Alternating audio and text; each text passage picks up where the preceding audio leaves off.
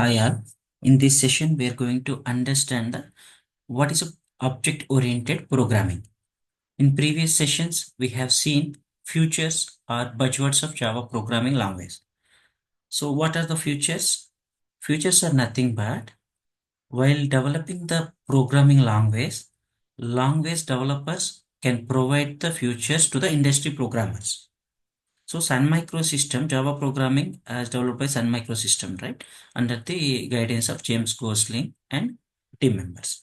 So Sun Microsystem has provided 13 features in the Java programming language and provided to the user programmers, industry programmers, we can see.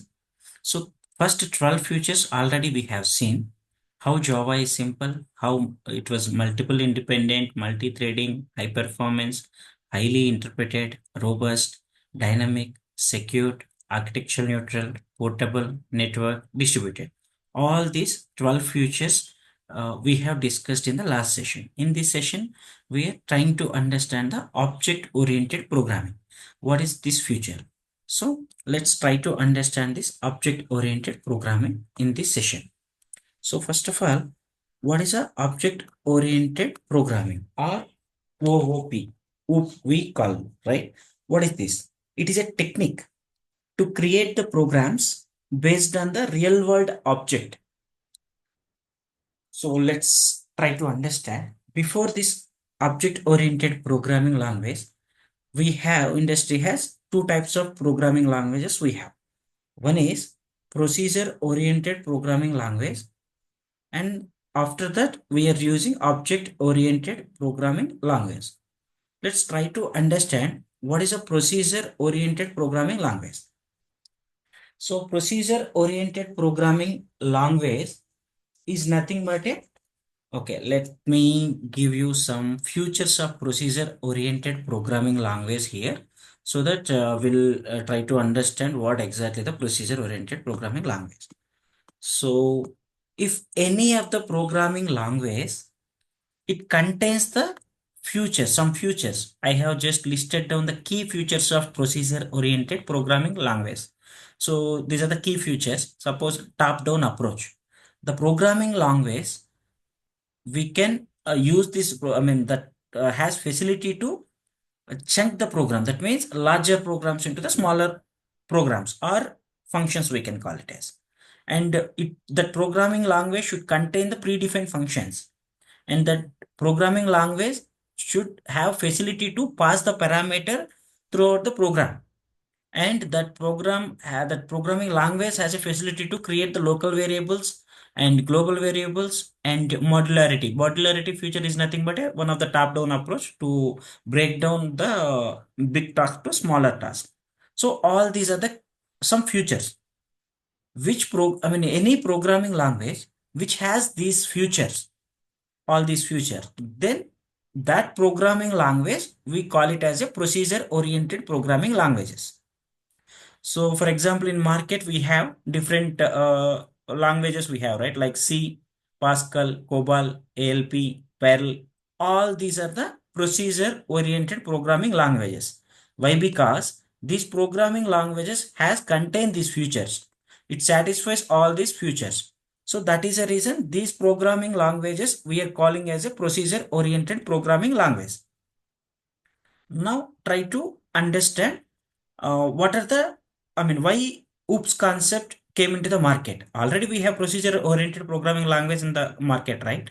Then what are the limitations of procedure oriented programming language, and why are we using this object oriented programming language for, when we can go for procedure oriented language and when we can go for object oriented programming language, we can see now. So as we aware of, we have, okay, let me consider, we have three types of softwares, right?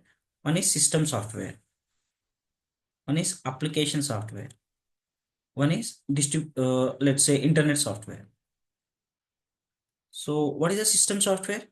System softwares are nothing but which are running in the context of local disk and whose results are shareable within that machine only. Let me take one example. So let's say calculator we have, right? So calculator is a one system software. It will run in our local machine, and by using this you can calculate whatever you want computing, and you will get the result, right? That results are shareable within the same mission. That means whatever you're using, the same mission only you can get the results. So that those softwares or applications we're calling as a system softwares. And application software. What is application software? Application software is nothing but if you want to create any software for the organization.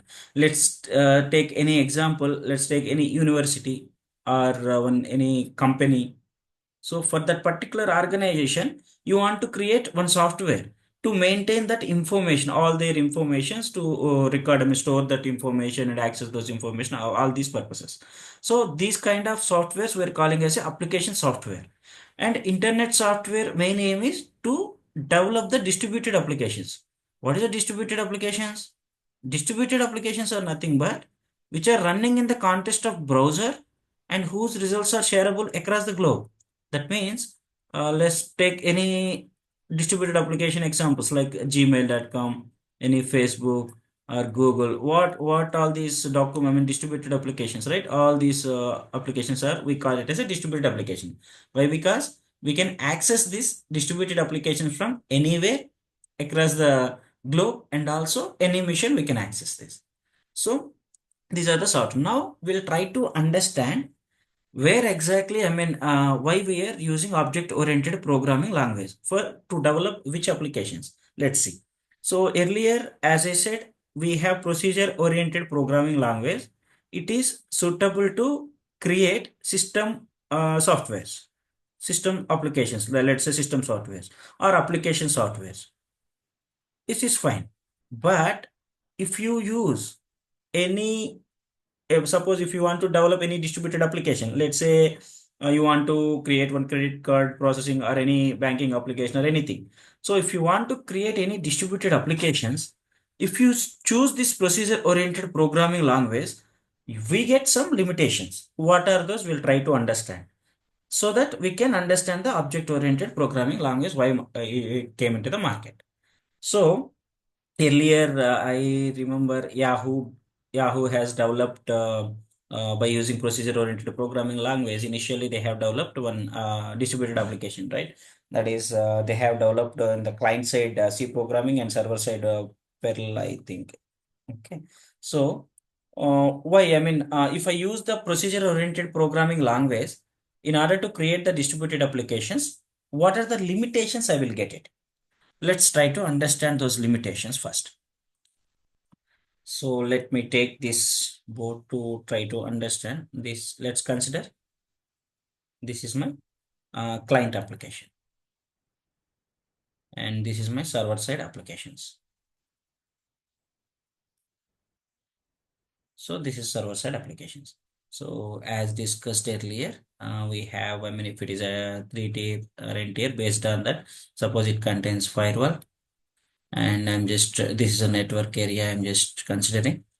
So ideally from client, request will go to the server side, and once server side application will receive this request, it will process that request and it will send the response to the client side application. So this is a response. So if you use procedure oriented program languages, we have some limitations, I said, right? What are those limitations? We'll try to understand here.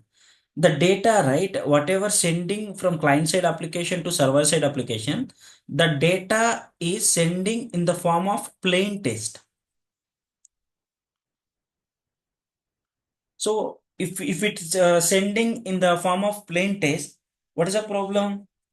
There are chances to hack this information, right? To get them in or access the this test, right? Whatever you're sending to the server, that information or that data, anyone can hack this information and to get this data, right? There are chances of hacking.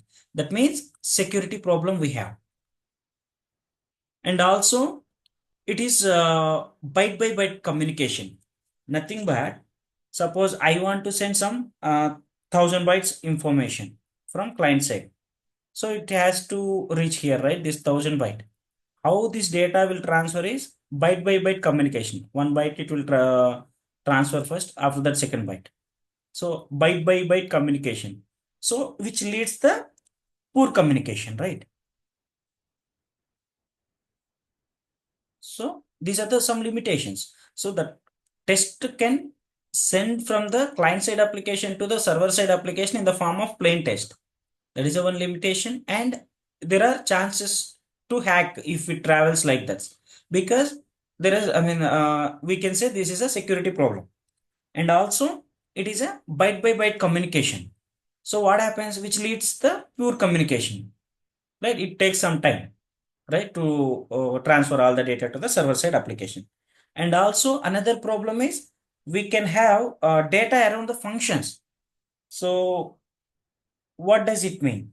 Data around the functions in the sense how Java, in Java, how it stores the data based on the object, right? But in the C programming or any procedure oriented programming language, right, you have to write the data. Suppose, let's say, what are the functions? As we are aware of that, if you want to write any function, like any logic or any functionality, by using function, you can write the logic, right? Under this function, inside this function, you can write your logic or functionality.